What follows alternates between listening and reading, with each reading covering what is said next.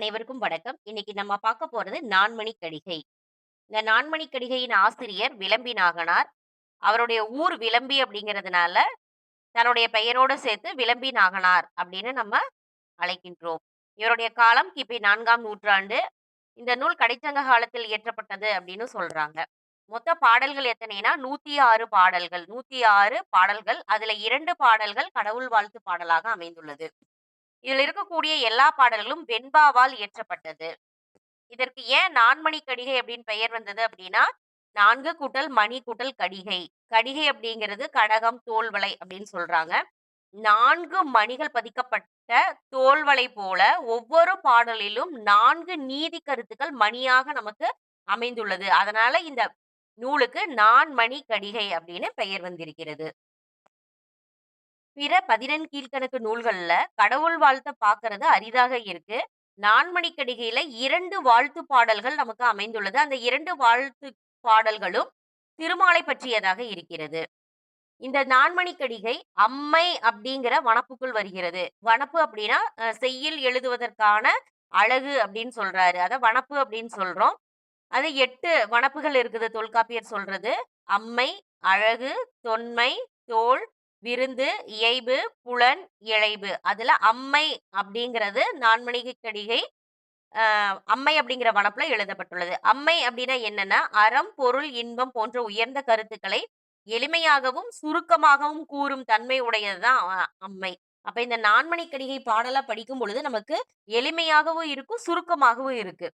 அதன் மூலமாக அறம், பொருள், இன்பத்தை ஆசிரியர் நமக்கு விளக்கி கூறியிருக்கிறாரு. அப்போ நான்மணிக்கடிகை தொல்காப்பியர் கூறும் வனப்புகளுள் எந்த வனப்பை சார்ந்தது அப்படின்னா, அம்மை அப்படிங்கிற வனப்பை சார்ந்ததாக அமைகிறது. அடுத்ததாக ஜி.யு. போப் என்பவர் 2 பாடல்களை ஆங்கிலத்தில் மொழிபெயர்ப்பு செய்துள்ளார். 5 அடிகள் கொண்ட பக்ரோடை வெண்பாக்களால் அமைந்த பாடல்கள் 3. என்னென்ன பார்த்தீங்கன்னா, இனிது உண்பான் என்பான் உயிர் கொள்ளாது உண்பான் அப்படின்னு ஆரம்பிக்கக்கூடிய பாடலும், கற்பக் களிமடம் அக்கும் மடம் அக்க அப்படிங்கிற தொடங்கக்கூடிய பாடலும்,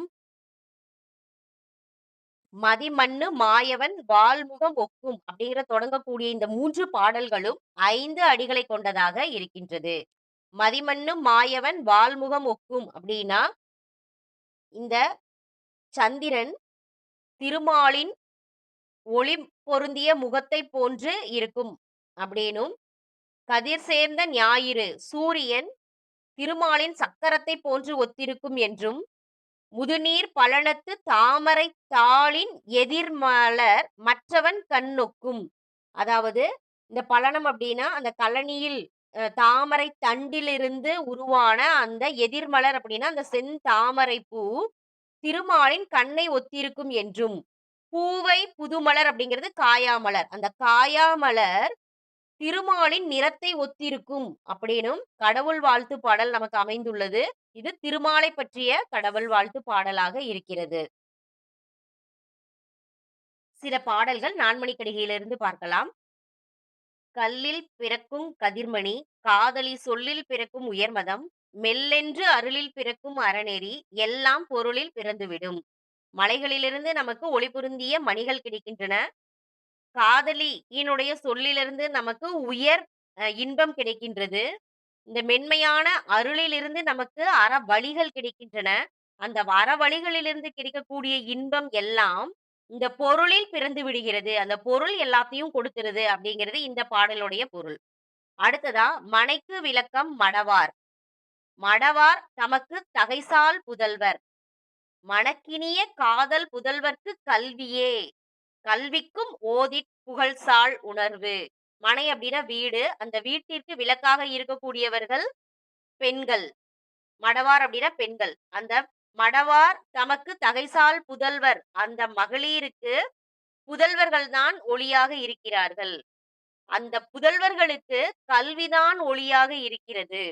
அந்த கல்விக்கும் எது ஒளியாக இருக்கு அப்படின்னா, மெய் உணர்வு தான் ஒளியாக இருக்கிறது. அப்படிங்கிறது இந்த பாடலினுடைய பொருள். அடுத்த பாடல், கள்ளி வயிற்றின் அகில் பிறக்கும், மான் வயிற்றின் ஒள்ளரி தாரம் பிறக்கும், பெருங்கடலுள் பல்விளைய முத்து பிறக்கும், அறிவார் யார் நல்லால் பிறக்கும் குடி. அகில்கட்டையானது கள்ளி மரத்தின் நடுவில் நமக்கு உண்டாகும். ஒள்ளரி தாரம் அதாவது ஒளியுள்ள அரிதாரம் மான் வயிற்றில் உண்டாகும். மிக்க விலையுள்ள முத்துக்கள் பெருங்கடலில் உண்டாகும். அதுபோல நல்ல மக்கள் பிறக்கும் குடியை முன்பே யாரும் அறிய முடியாது அப்படிங்கிறது இந்த பாடலுடைய பொருள்.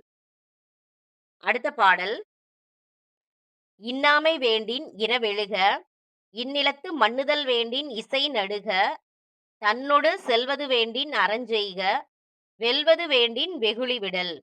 இன்னாமை அப்படின்னா இழிவை ஒருவன் விரும்பினால் இரத்தலை மேற்கொள்ளலாம். இந்த நிலத்தில் மன்னுதல்னா நிலை பெற்று இருக்கணும் அப்படின்னு நினைச்சோம்னா, இசைனா புகழை நாம் நிலைநிறுத்தலாம். தன்னோடு செல்வது வேண்டின் அறஞ்செய்க, தன்னோடு வரணும்னு விரும்பினா அறம் செய்ய வேண்டும். ஒருத்தரை வெல்லணும் அப்படின்னு நினைச்சோம்னா வெகுளினா கோபத்தை விட வேண்டும் அப்படிங்கிறதா இந்த பாடலினுடைய பொருளாக இருக்கிறது.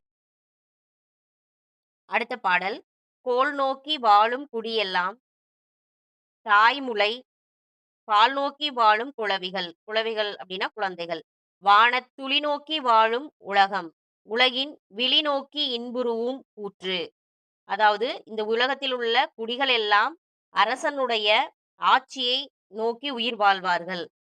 குழந்தைகள் எல்லாம் தாயினுடைய முளைப்பாலை நோக்கி உயிர் வாழும்.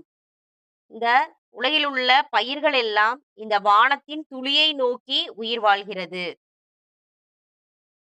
கூற்று அப்படின்னா யமன். இந்த யமன் மக்களினுடைய சாவை நோக்கி மகிழ்வான் அப்படிங்கிறது இந்த பாடலினுடைய பொருள். அடுத்த பாடல், நிலத்துக்கு அணி என்ப நெல்லும் கரும்பும், குளத்துக்கு அணி என்ப தாமரை, பெண்மை நலத்துக்கணி என்ப நாணம், தனக்கணியாம் தான் செல் உலகத்தாரம். நிலத்துக்கு அணி அப்படிங்கிறது நெல்லும் கரும்பும், குளத்துக்கு அணியாக இருக்கக்கூடியது தாமரை, பெண்ணுக்கு அணியாக இருக்கக்கூடியது நாணம், நாம் செல்லும் உலகத்திற்கு தம்மோடு கூட வருவது தாம் செய்யக்கூடிய அறம் அப்படின்னு சொல்றாங்க. அணி அப்படின்னா அழகு அப்படின்னு பொருள்.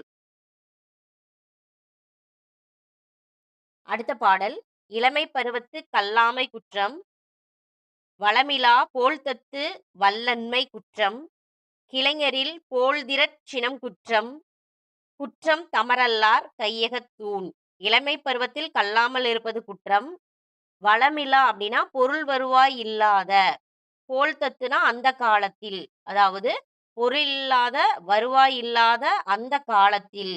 வல்லன்மை அப்படின்னா ஈகை இயல்பு, பொருள் இல்லாத காலத்துல ஈகை இயல்பு இருக்கு பார்த்தீங்களா, அது குற்றம் அப்படிங்கிறாங்க. அடுத்தது, கிளைஞர் இல் போழ்தில். கிளைஞர் இல் போழ்தில் அப்படின்னா உறவினர்கள் துணையில்லாத காலத்துல சினம் கொள்ளுதல் குற்றம் அப்படிங்கிறாங்க. குற்றம் தமரல்லார் கையகத் ஊன். ஊன் அப்படின்னா சாப்பிடுறது.